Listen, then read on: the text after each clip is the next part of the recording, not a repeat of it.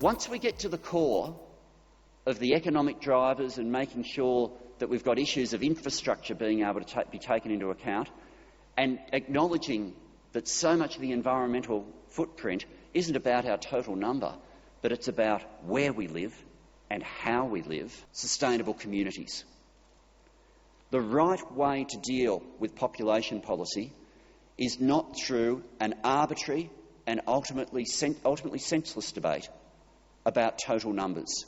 Coalition's very prepared to support policies that ensures a greater spread of the population and supports regional areas. But we shouldn't kid ourselves that that happens overnight, and we shouldn't kid ourselves that that absolves a government from the responsibility of seeking to manage things that were within its control, which is obviously the migration program. The philanthropist and entrepreneur Dick Smith made his first fortune selling consumer electronics.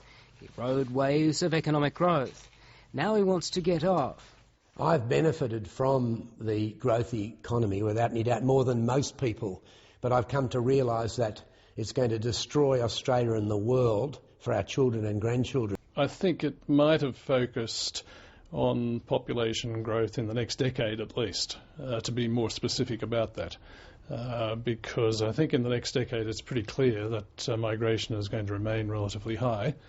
If we're going to have 250,000 new jobs in Australia each year, and the domestic labour supply will at best produce about 100,000 of those. Throughout Australian history, migration has been driven by labour demand in Australia, and there are periods in Australia, and sometimes long periods in Australia, where migration was close to zero because there was very little labour demand in Australia, so, say in the 1930s, but also mid-1970s, early 1990s.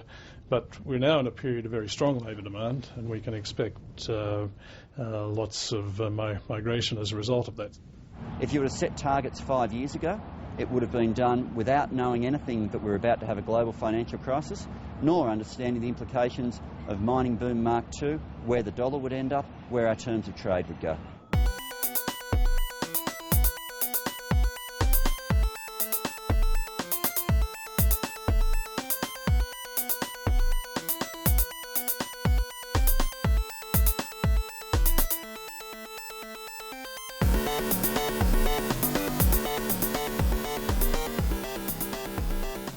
So what defines China's policy in this, and how can it help fulfill the UN Sustainable Development Goals? That China wants to be a staunch safeguard and contributor to regional and global peace and development. As China sticks to its multilateral approach to global governance,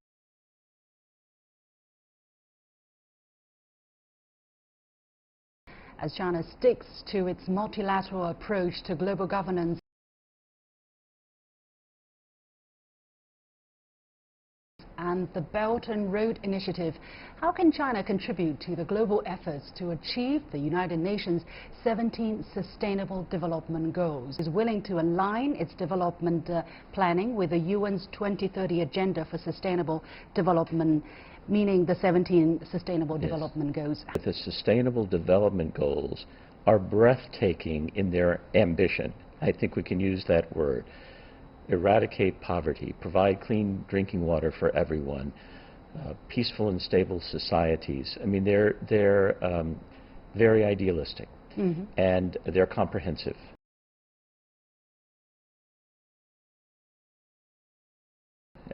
They're 17, but of course they're detailed in so many ways that one shudders almost to think, how can they be accomplished? So we start there. Yeah.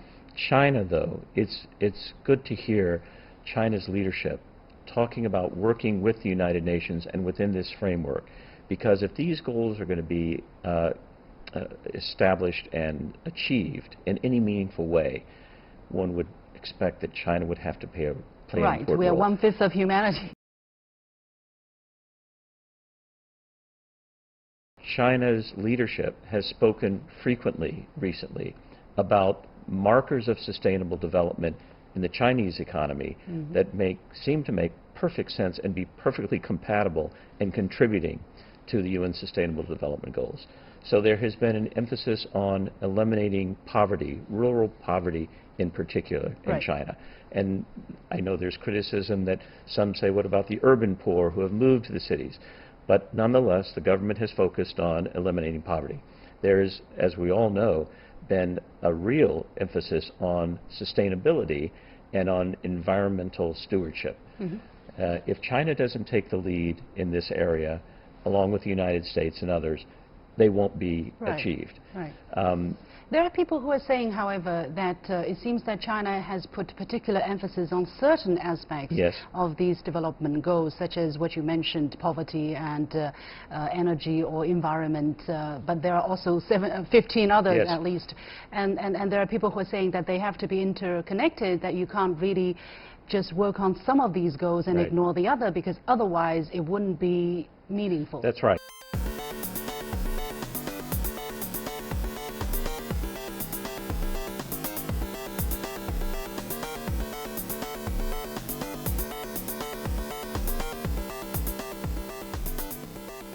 For everyone here tonight not familiar with Agenda 21, I would suggest that this is the beginning of your learning curve, not the end. This is Agenda 21. This is the United Nations plan. It's a 300-page, 40-chapter plan. And ICLEI was created in 1990, prior to this plan's adoption, to implement United Nations Agenda 21 sustainable development worldwide.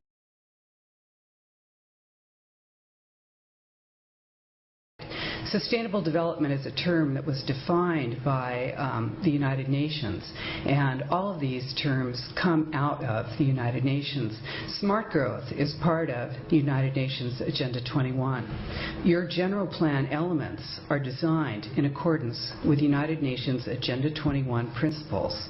The plan restricts your choices, it limits your ability to govern yourself, and it takes away your freedom. This seems like a rhetorical statement, but it really is not. This is actually what this plan does.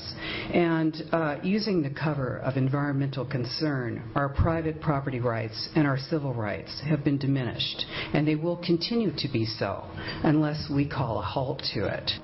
ICLEI is the International Council for Local Environmental Initiatives, but it changed its name so that you wouldn't know that it's international. It seems like all of these things seem like they sound so good. Sustainable development, green, vibrant, walkable, bikeable. You know, how could you be against that? But really, when you know about this plan, it is really very serious. On the ICLEI website, it says 200 local governments from 43 countries convened at our inaugural conference, the World Congress of Local Governments for Sustainable Future at the United Nations in New York. I think there's a connection. Wouldn't you agree, Mr. Mora?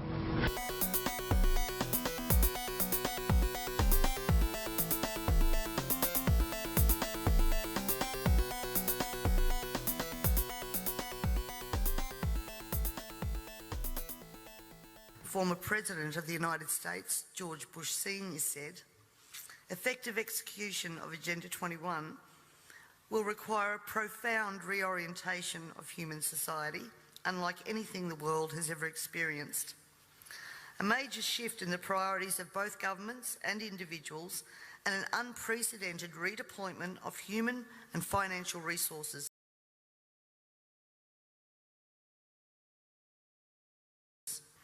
Dixie Ray, former Washington State Governor and Assistant Secretary for Oceans and International Environmental and Scientific Affairs, stated, "Agenda 21 seeks to establish a mechanism for transferring the wealth from citizens to the third world.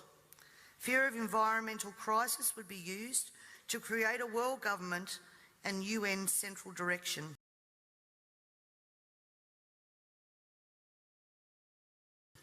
This segment of our society, who fear one world government and UN invasion, through which our individual freedoms will be stripped away, would actively work to defeat any elected official who joined the conspiracy by undertaking Agenda 21.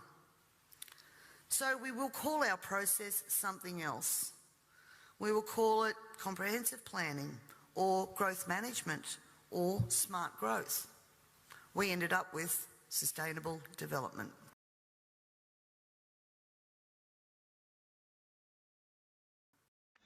Sustainable development has become the popularized expression for Agenda 21.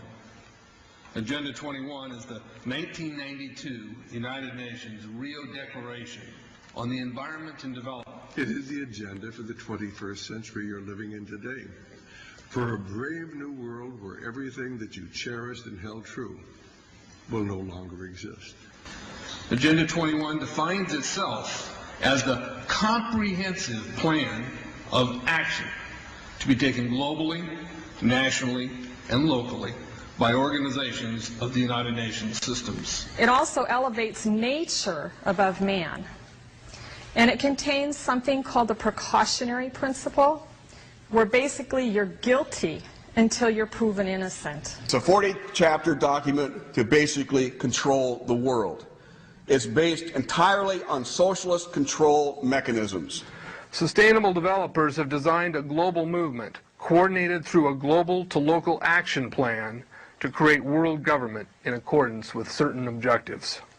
The focus of sustainable development is the abolition of private property, societal undermining of the family, and abandonment of the constitutional protection of unalienable rights as described in the Declaration of Independence. You see, I sat on the Santa Cruz Agenda 21 committees. Now, this was a lot of crazy ideas. This was back in the mid-90s. Crazy ideas I heard. Mother Earth's surface wasn't to be scratched. Human beings were to be concentrated into human settlement zones. Educational systems were to focus on the environment as the central organizing principle. All aspects of life were covered.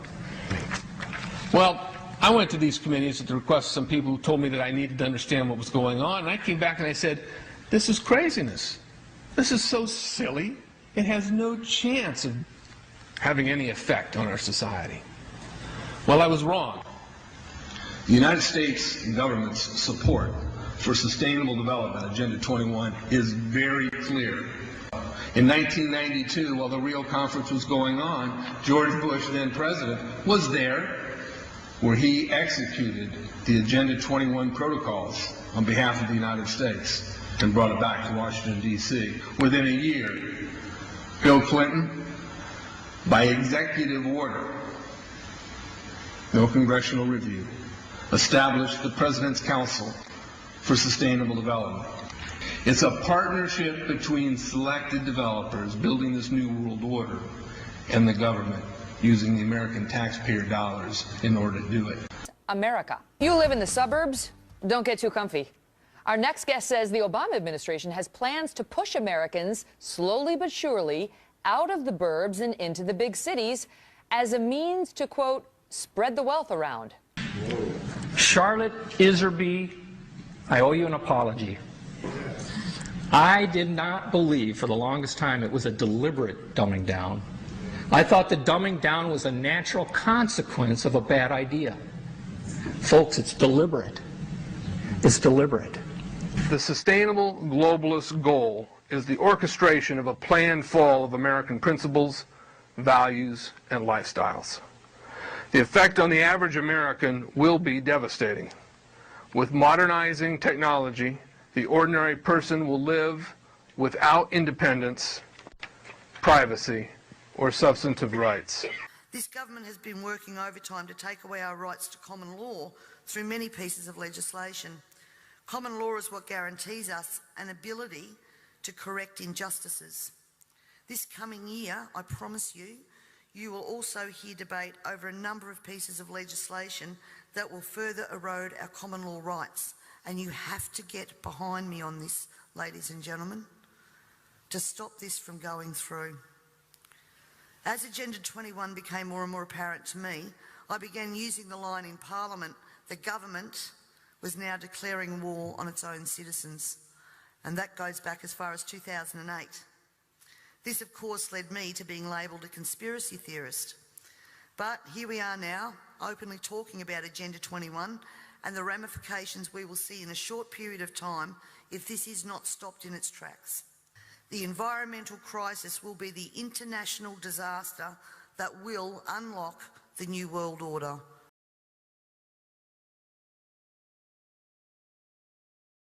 In the year 2015, the world agreed on the ambitious, inclusive, and universal Sustainable Development Goals, making a commitment to leave no one behind. It is so decided.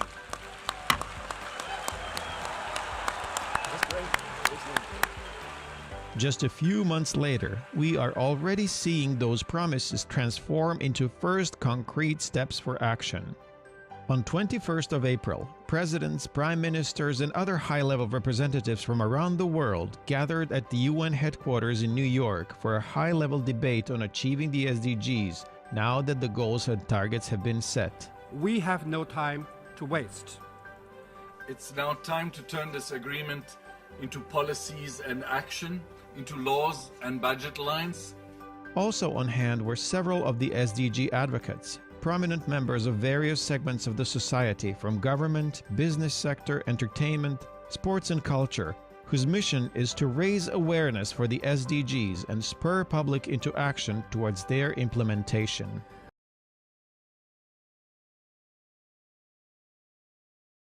Prominent members of various segments of the society, from government, business sector, entertainment, sports and culture, whose mission is to raise awareness for the SDGs and spur public into action towards their implementation. All of these things are touching us. All nations are involved in this, and unless we deal with that, unless we all come together, we won't be able to solve the problems of our own country because we haven't solved the problems of the other. We need first to take seriously the goals, because these are the world's goals. They're the only goals we're going to have for our generation. These are the world's goals. They're the only goals we're going to have for our generation. They're the only goals we're going to have for our generation.